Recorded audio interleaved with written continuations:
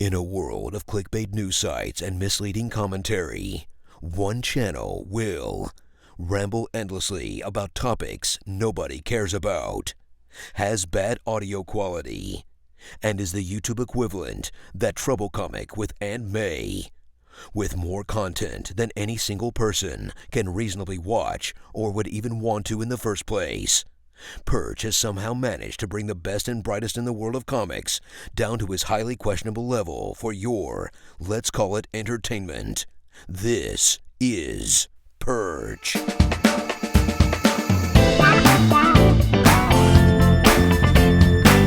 best entertainment on the earth. Tune in for Comics with Perch. Hey everybody, this is Perch, but why do I say that anymore? Hey Joe, how are you? I'm all right, Perch. How are you? I'm tired and working on drunk. It's been a while since we've talked. Yeah, no. Exciting things are happening for someone out there, I guess. Well, you said you watched Morbius, and that was exciting. Yeah. It's very difficult to watch Jared Leto as a leading man for a whole movie. Yeah. That was they should have a disclaimer because that's rough. But no, it was exciting at the points where the movie was bright enough where you could see what's happening. The dialogue was insane, like a crazy person wrote it. Now, just people worth the wait, you're like, saying? Oh yeah, no, absolutely worth the wait. Everyone should go see Morbius. It's everyone should want Morbius. I see what you did there. Wouldn't it be a great double feature to like get New Mutants and then Morbius in one night? Probably, I would think so. I mean, the thing with this movie that's the selling point is it's under an hour 45. Okay, that's the selling point. So, like, I would still rather watch this than like watch Eternals again, because Eternals was a horrible movie that went on for like 2.5 hours. Yeah, that's true. Now I did the review with Ryan and Kingu's kind of manservant. That's the best character in the movie, right? But like by far. By far. So that's the problem. Is it's like, oh, this guy's great, and then everyone else is like standing around all stoic and being like, we protect the earth when we do, I guess. Yeah. And it's like no one cares about any of this. We need to do one of these. We need to get you down here to Texas and get Ryan down here, and three of us just go out drinking and just like do movie reviews until we can't talk coherently anymore. Yeah, no, that sounds great. It's a good time. You know, I'm trying to figure out which Will Smith and Chris Rock movies I'm going to try to watch over the weekend. That's a good plan. And by the way, that's a good reminder. Smack that like button, like Will Smith smacks his wife. No, Chris Rock. I meant Chris Rock. I see why Will Smith didn't get the Oscar for Ali. Yeah, it's topical. We were just talking before. We're going to do some interviews. We got some good comic people coming up that we can talk to. But we're also, you recommend we're going to get the Honest Trailer guy in to talk to him. Yeah, no, that'll be really good. He likes comics. Clearly, he talks about all these awful comic book movies that won't stop coming out until we're all dead. So that's good. And one of these days, I'll get the window in which to get on Mark Millar's schedule, so we can actually get that interview we've been talking about for a year. Yeah, that would be good. It would be nice. I hope he just keeps sending you emails that are like, boy, it would have been nice if we could have done this interview when I had this show going on. Well, you've got a show coming up, Mark, so let's go. Let's do something. Yeah, I mean, you've got to have one soon. Invincible season 2 is coming up, right? Well, I think so, but he's not. That's Kirkman, not him. Oh, right, yeah. Oh, you call yourself a comic fan? Look at this. This is the first and only time I will get one over on Joe on comic knowledge. No, it's. I was just thinking of white guy that makes a bunch of stuff about blood and guts and everyone screaming and subverting our expectations with a bunch of properties we already know. Jesus. Please go come on the show, Mark. He listens to the show regularly. Damn, Joe. We can flip this. The other, I also he could wipe all his tears with all of the $100 bills next to his golden chair. That's true. I know. Mark is doing very well. There's no problem. No, I and in British money, Mark. that's like billions, which is like worth twice as much as our money, right? That's how that works. I have nothing to spend it on over there because they have no good restaurants. But yeah, that's too bad. The other one I mentioned, I met somebody who's going to come on and tell us all about how ESGs work. Are you excited about that? No, that'd be great. I was going to make a joke about how, when you look at Kirkman, you can tell the restaurants are better in America. All right. I love what we're doing here. This is great. You see, like I set something up. I'd like it. And it's all paying off. You see, it's I'm with you. Well, this is the perfect lead-in to. I mean, I'm just going to read this to you, and this will be our setup. So last year, I'll do it more dramatically. Last year, DC Comics ran its first round-robin tournament, which wasn't about an eating contest between Batman's various sidekicks. Wait, why the fuck would they even describe it that way? Hang on, what? That's how they're describing it. God damn, that's terrible. Why would you describe it that way? That's very weird. Hang on, this was material actually written in a press release for Gizmodo. Why would you describe it that way? Okay. Well, all right, the Gizmodo, when you Google it and the Gizmodo article comes up, it says DC Comics Round Robin Tournament Suicide Squad Dark, which tells me that this is in the bag already, guys. I think so. I think, yeah. Well, so last year, DC did the round robin, and it was a flawless success, and everybody loved it, and the fan engagement was off the charts, and there were no criticisms. So, of course, they're doing a sequel. Yes. Did you read the winner of that Robbins? Did you read it? No. Okay. I tried. I mean, well, in fairness, I read it, but like there's a gothy woman Robin with some bad makeup, and she seems to be pissed about something. And I'm like, like I didn't vote for it at any point during the whole thing. No offense to Tim Seeley or anything like that. Tim Seeley was wonderful. Sure. Yeah, he's been nothing but fantastic every time I've seen him. But I just had no interest in that book, right. And so no, I wasn't going to read it. And it seems like that's a pretty popular take on that. Yeah. I'm. So, are you surprised they did a sequel? I'm surprised insofar as there seems to be an interest in what Twitter thinks on these things from publishers.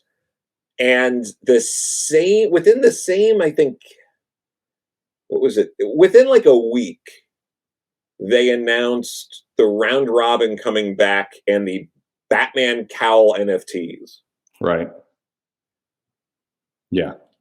And in the press email for the Bat cowl NFTs, they did not include copy for any social media site except for Twitter, the one site you shouldn't talk about NFTs on.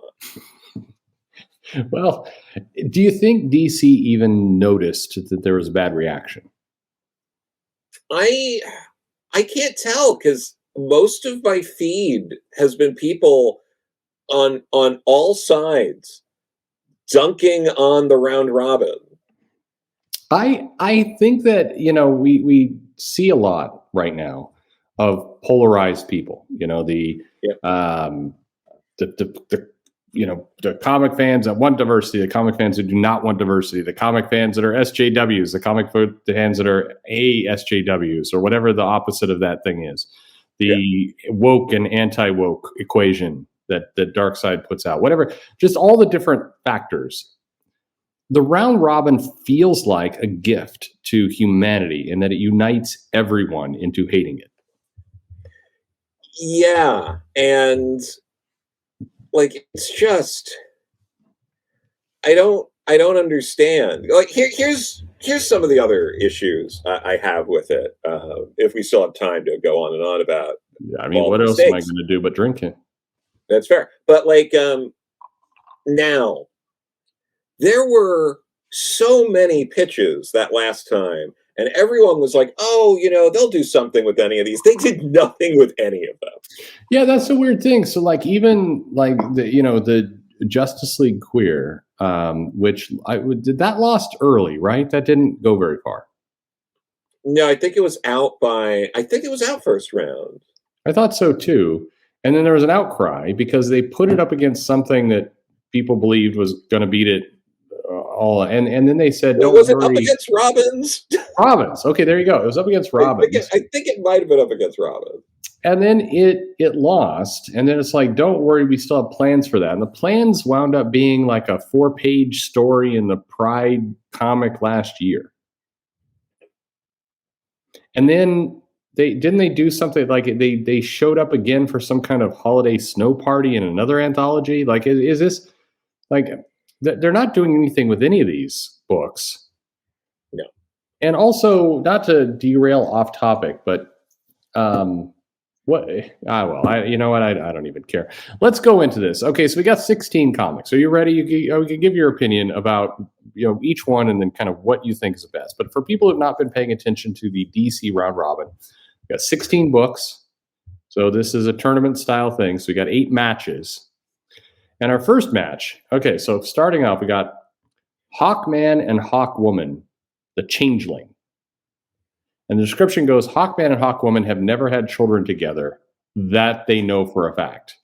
But then who is Hector Hole, the hot-headed, razor-winged teen who claims to be their son? Can they trust their own memories or each other?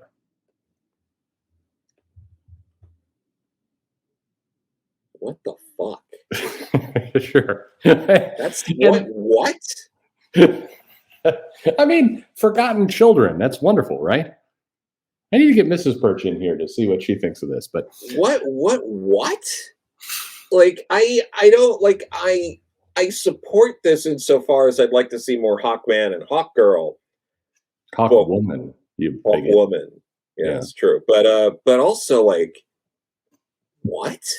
Yeah, that is no mystery son. Anyway, well, that's going up against Wildcats. No, sorry, not that. That would be popular. Wildcat, 9 Lives, which is a play on that he has cat in his name because he's got 9 lives. No, I'm just. People know cats don't have 9 lives, right? I don't know. I mean, yeah, I think everybody listening to this should go out and murder a cat and see what happens. Don't do that. Anyway, this says Wildcat spent 8 of his 9 lives showing the ropes to some of the DC Universe's heavy hitters, and he's got the scarred knuckles and reset bones to prove it. Why would he have reset bones and scarred knuckles if he had 8 lives? Like, wouldn't it reset? Like, he gets another life back, but it keeps his body. Like, was this always Wildcat's power? Did I miss something where Wildcat actually had 9 lives? But also, it sounds pretty awful to be like, I died 8 times just training people. Yeah, that's nothing kind of a heroic. Waste. Nothing. That's a miserable waste of a life. You couldn't have gone to Apocalypse and actually tried to take out Darkseid, knowing that you'd come back to life if you couldn't. Well, let me say, now he's only got 1 more life to go. How fearless would you be if you knew it was your last round in the ring? Wow. Okay. So did Wildcat? I've got a dim memory. So Wildcat did have extra lives, but he's on 8. Is this established in anything? I don't think anyone who's looking at this knows who the hell this character is or anything. So I'm honestly confused. I know people are going to roast me in the comments for this, but I don't like. When was this the status quo of Wildcat? That he's only got 1 life left? Seriously, it's like you read JSA. Is this a thing? I'm honestly confused. I don't feel like that was an important part of it. that he's sacrificed 8 lives just to teach people how to be better at fighting. Like that doesn't sound like what happened. I mean, I remember parts. I think I remember parts of this. But if he's on his last life, and now they're asking the question if he's fearless or not, like he's been in lots of comics being fearless. Like now we're worrying about this. Now, anyway. Yeah. All right. So that's up against. So what are you picking? Hawkman, Hawkwoman, or Wildcat? They're both terrible, but Hawkman, Hawkwoman. Okay. We're going to get to a pick here in the end. All right. So match number 2. The questions. Grand solution. Grand solution. Not final solution. That'd be a very different comic. Yikes. The questions. Grand solution. What happens when people from all walks of life are activated as faceless vigilantes, each forced to solve an alternate reality game where the stakes are life or death? That's the question, but does Renee Montoya have the solution? Oh, cool. Someone watched Squid Game. Yeah. Like, cool. So there's one. So it's Renee Montoya, basically, but sure. I don't care about this. Okay, it's going up against Constantine and the Demon, Vacation from Hell. They go to Disney World and they're allowed to say gay. Well, it's like, but a vacation from hell, it's like, would they want a vacation from hell? I don't know. Well, is it a vacation away from hell, or is it a vacation from that hell is serving up? It's hard to tell what they're saying here. Yeah. So Arcane Guile meets Hellish Fury. John Constantine is forced to play host to Etrigan the Demon, and the pair embark on a deeply personal and potentially apocalyptic mission. Journeying back home to Liverpool, Constantine must confront ghosts from his past, and Etrigan isn't exactly his first choice for an ally.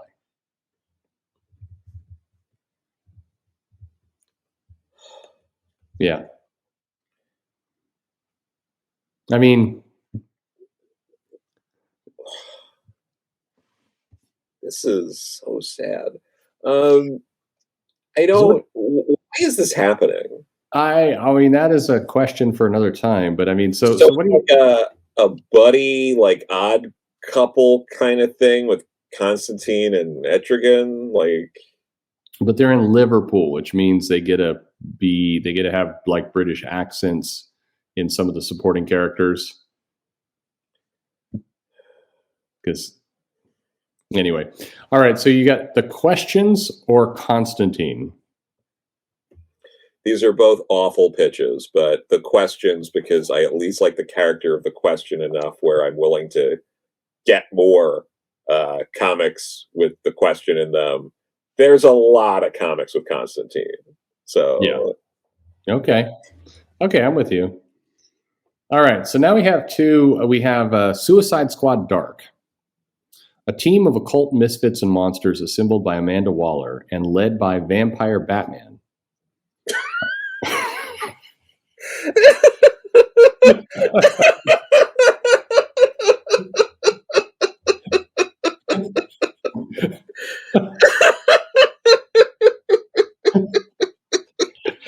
This is where we just end the video right here. For those who unfortunately are just you're just hearing the audio of this, Joe is I think crying at this point. There are actual tears. What? Just read the rest of it. Okay. Led by Vampire Batman, they are forced into a mind-melting suicide mission to assassinate Earth 13's League of Shadows.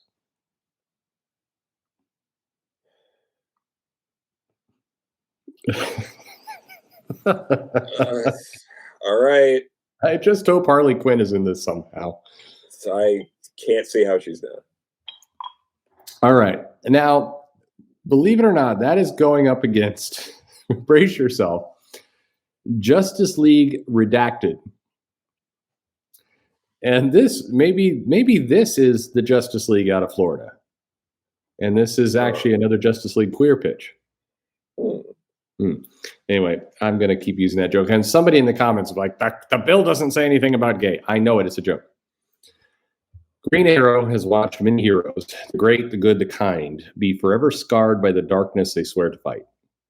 Rather than sit by and let any more of his friends fall to the festering abyss, he decides to create a chlamydia. Is that what's happening? Apparently, they're all falling to the festering abyss. He decides to create a Justice League Black Ops team of fighters who can survive a few more shadows, because as far as he's concerned, they may already be lost. Green Arrow's team of Nemesis, Killer Frost, Manhunter, Metamorpho, and Cheshire are needed more than ever. Green Arrow is worried about what happens when you look the abyss in the eye.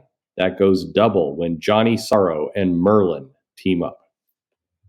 So do they only have 14-year-olds, like, emo edgelords writing these pitches? What is going on?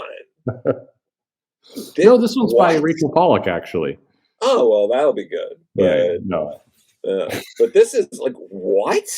These pitches, they all sound like the same 14-year-old edgelord came up with all of them. Yeah, it sounds awful. I mean, and Metamorpho. Was Metamorpho a dark, broken character? No, he was, what was it? Ramona Fraden, like, was co-created him, and he was like a silly character. I mean, Killer Frost, Nemesis, Cheshire, all right, but Metamorpho? Like, what am I missing here? I don't know. Anyway, so... Well, it's going to be someone doing a sad thing where Metamorpho's like, I'm a freak, and... Yeah. All right, so you're picking between Suicide Squad Dark, led by Vampire Batman, against Justice League Redacted.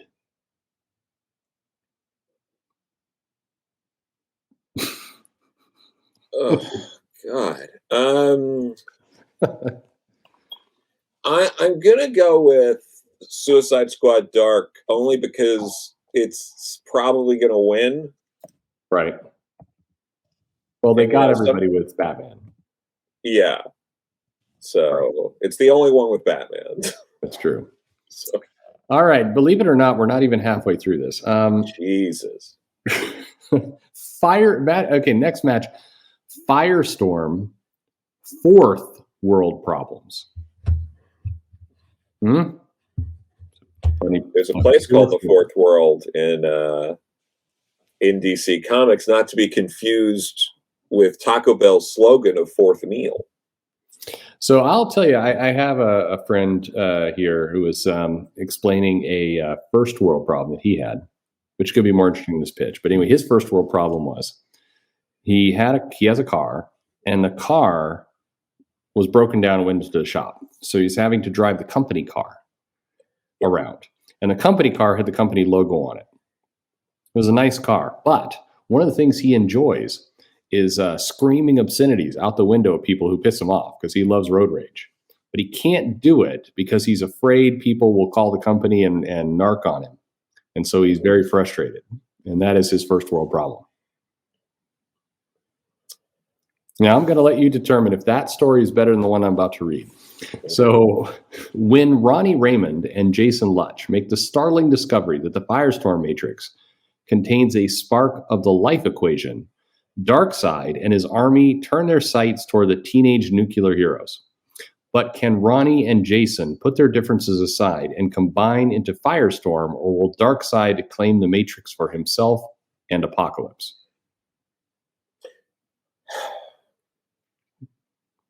It's actually not a terrible pitch. No, that's actually, that story would have worked better in front of everything else up to this point. Yeah. But I will say, you take that first world problem, make it a space cabbie pitch, and that's a good point. Yeah, there you go. I think we're onto something. Yeah. All right. Well, next time we can be in the round robin. Do you think they'll do a third one of these? Yeah, why not? I mean, at this point, they're not going to stop, right? Why would you? All right. Well, that's going up against Kid Flash, The Speed of Fear. Now, Here's another one where it feels like the writer is just tossing a bunch of shit together. So it says Reverse Flash melds with Parallax in an unprecedented combination of the Speed Force and the fear-based Yellow Power Ring to create a deadly speed ring to shatter Oa's central green battery. A confused and isolated Kid Flash, Wallace West, must chase Thawne across a variety of alien worlds to stop him and the Sinestro Corps, while his own powers die because of Kid Flash's slow disconnection with the Speed Force. We had a glimmer of hope for 2 seconds, followed immediately by this pitch, which resumed to be written by a 14-year-old emo F-Lord. Yeah. A confused and isolated Wallace West running across alien worlds while he just gets slower. And the Sinestro Corps is in here somehow. I don't. All right, so I'm guessing then you're going with Firestorm. Hands down, no question. I'm kind of hoping that Firestorm gets further along this than most. All right, well, we're halfway through. Great. Yeah. Okay. We're gonna have to go quicker because I'm out of alcohol. Black Canary, When Canaries Cry.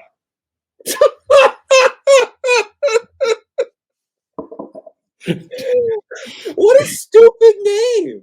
Do canaries cry? I don't know. What the hell?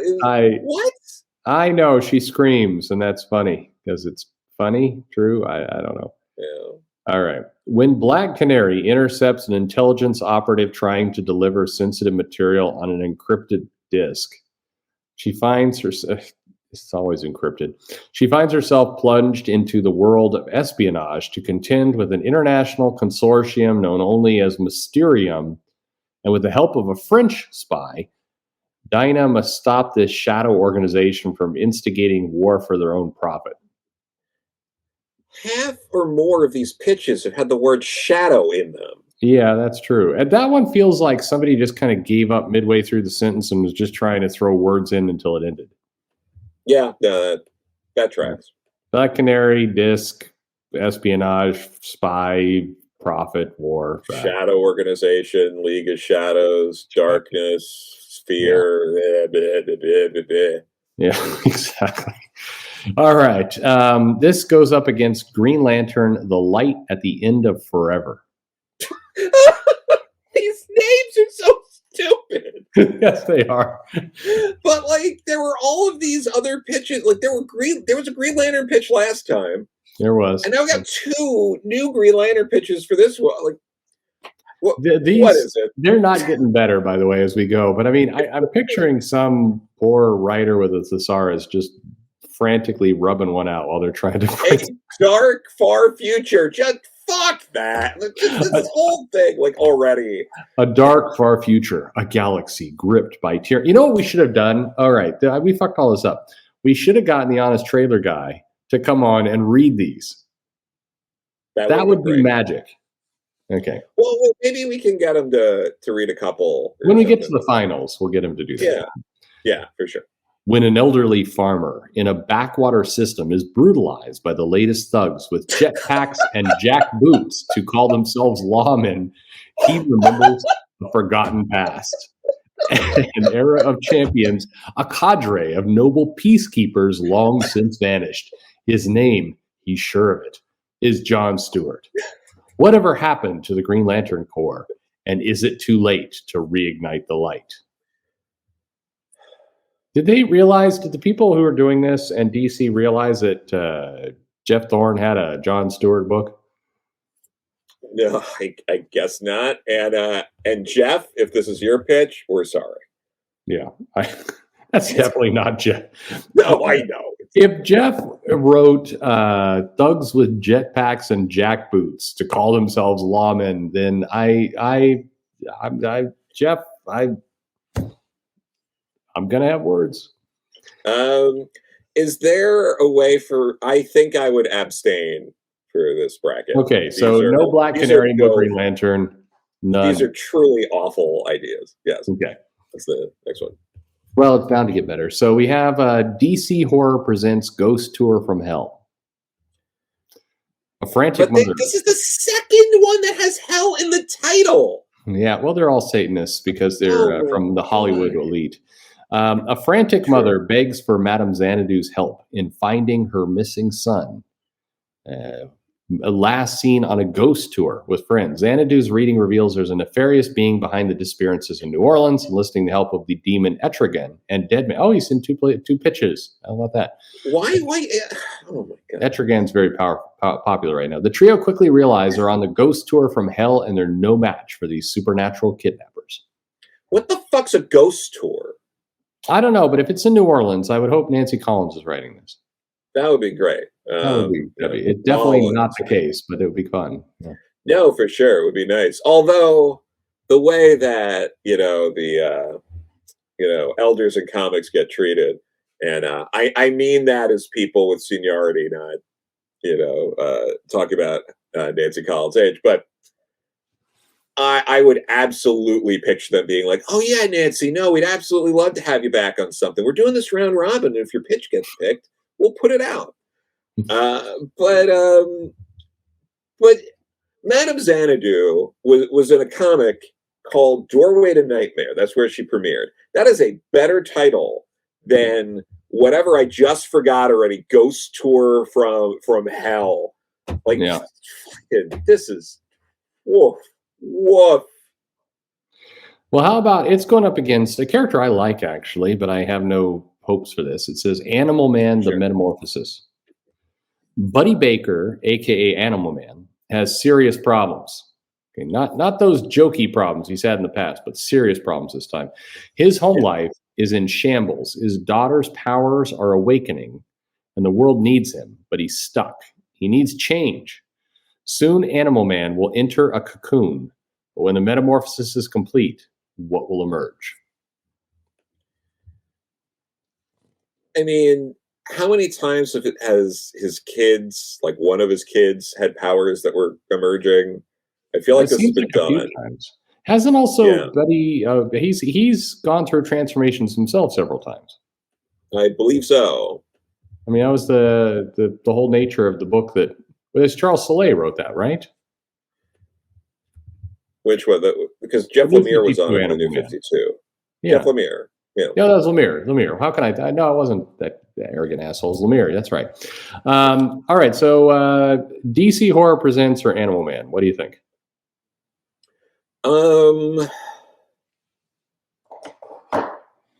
I guess Animal Man. Yeah. I wish there was more Animal Man out there, and while I do wish there was also more Madame Xanadu. Not calling it Doorway to Nightmare and just tossing in the Demon Etrigan and Dead Man and the Ghost Tour thing. It just sounds too stupid for me. I agree. So we're down to the final four. And you're going to love these. So first one is Green Lantern, The Birth of Conspiracy. The Birth of Conspiracy.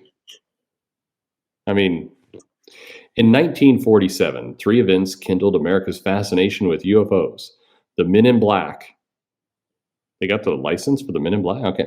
Flying saucer sightings and the Roswell crash. Three low-level government employees tasked with monitoring superheroes realized that one person was at all three events. The Green Lantern, Alan Scott. And he hasn't been seen since. But he has been seen since. Yeah, also, it's a real stretch to call those three events. Like flying saucer sightings, or they just jumbled them all together. Sure. And the Men in Black, they're talking about just guys in suits with sunglasses? Yeah, that's weird copy. In the Roswell crash. Was there a Roswell? Yeah. Okay. Three low-level government. Nothing says like you should read this book like here are three unimportant government employees who put it together that Alan Scott was at all these events and fuck it. All right. Well, that goes up against, I think this is going to be your favorite. Mm-hmm. Captain Carrot and his best friend Darkseid. Oh boy.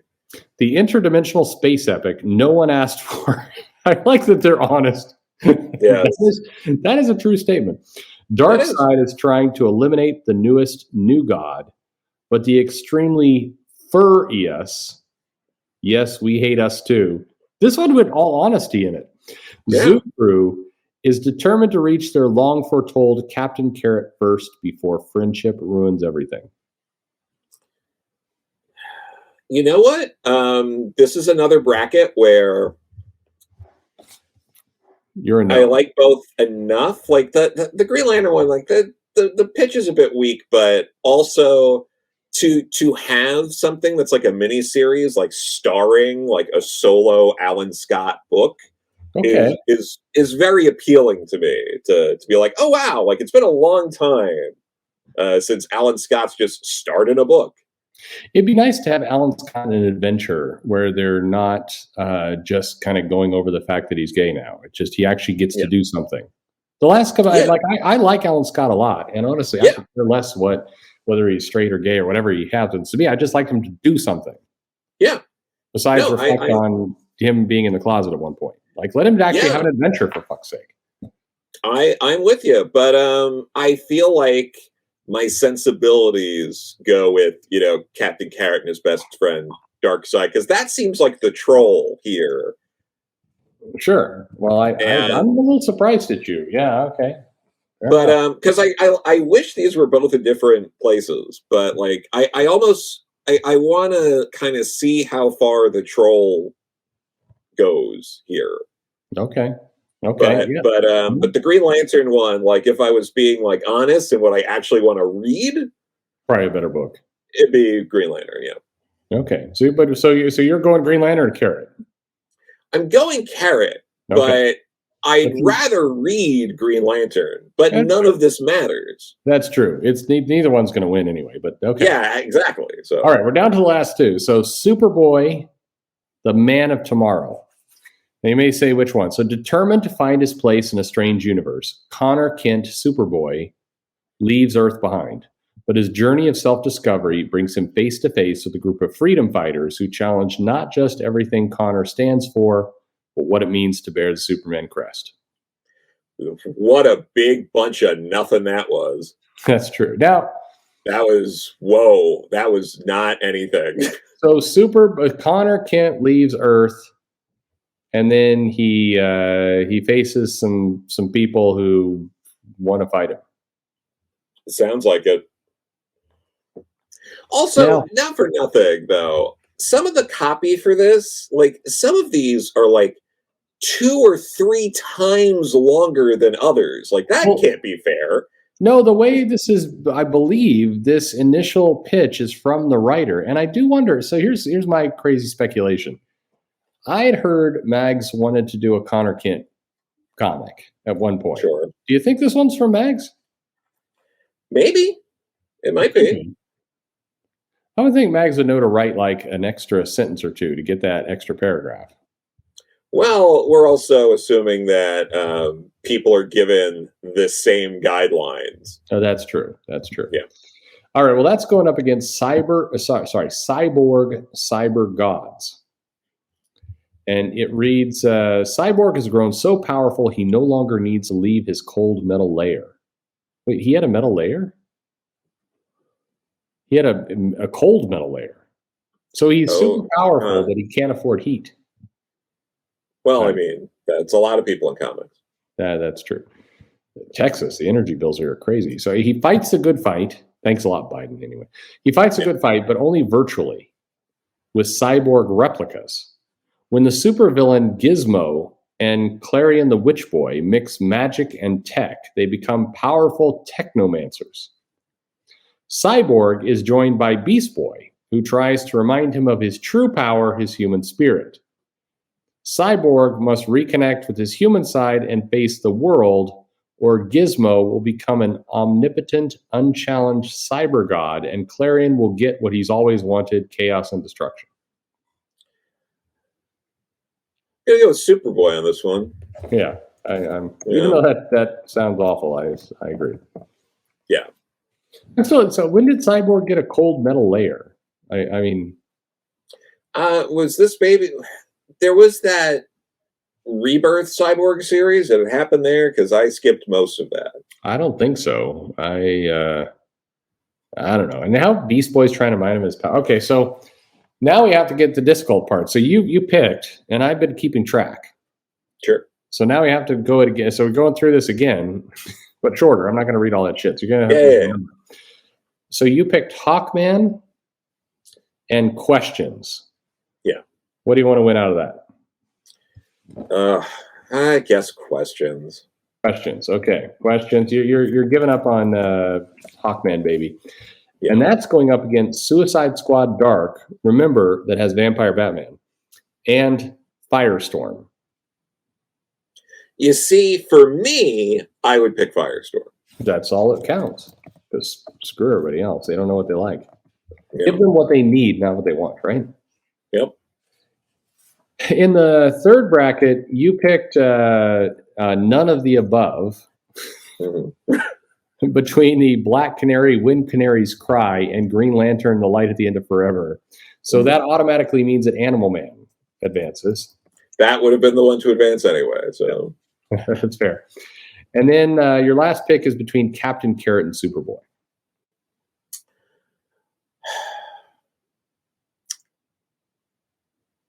Captain Carrot. All right. Actually, I feel like I know where this one is going, by the way. All right.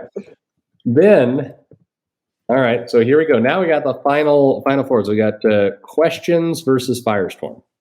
Firestorm. Okay. That was an instant pick. And Animal Man, Captain Carrot. Ooh. I think Captain Carrot. All right. Which brings us to the final round, the winner of the DC Round Robin, the title that will gain prestige and admiration from around the world. Firestorm versus Captain Carrot. I think I have to go Firestorm, ultimately. I think that's probably the best one in this bunch. Okay, well, there you go. Yeah. So Joe would like Firestorm. Now, forgetting what you would like, I'm assuming Suicide Squad Dark is winning this, yeah? I'm assuming that. And honestly, Suicide Squad Dark is probably in the top half of these. Yeah. Well, yeah. Like, just genuinely. Yeah. But this round robin, it's clunky. There's a lot of dark magic pitches for some reason. There are. Yeah. It's like you have a bunch of those. You have 2 Green Lantern pitches. There's no Doom Patrol pitch, despite there being a show with some popularity and no current Doom Patrol book. Nobody cares about Wonder Woman. It's weird because there was the Wonder Woman pitch last time, but now you get that here. There are a lot of characters. Like it's like I don't know. Like there is some interesting stuff here. Like Captain Carrot, sure. Wildcat, sure. Alan Scott Green Lantern, I think it's great. Wildcat, sure. What's wrong with you? Anyway, sorry. Go ahead. I'm like, okay, sure. Yeah. But like there's I would love a Sandman Mystery Theater pitch. Sure. Bring that back. That was a great book. Although you should just bring Matt Wagner back and not have him go through this, but that would be perfectly fine. Yeah. What like Steel would be good. Lots of characters they could have done for things. Yeah. Yeah. But that's the problem when you do these things. People immediately think of what they're not getting. Like there's a lot of negatives to these things that I don't think people take into account. So I know I agree. And by the way, while I was thinking, because I was dimly remembering. So yes, of course, Wildcat did have 9 lives. So King Inferno and Zatara cursed him with 9 lives. Right. But which, funnily enough, in the little bio for the character from DC says it allowed him to recover from fatal inquiries, which is clearly a misspelling that is kind of funny. I don't know if the IRS comes a knock in. The guy gets audited. He loses a life. Yeah. But I still do not. This is where, again, people in the comments can come in, but I do not recall that he's on his last life. No, I think a lot of these pitches seem like they're all out of continuity, but they're not out of continuity because everything matters, because nothing matters, because of the linear omniverse. So, fun fact: Wildcat is an owner of a silver mine. Huh? Yeah, there you go. We learned something Interesting. Yeah. Well, Joe, thank you for this nonsense. I think this round robin's slightly better than last year. Yeah, you know what?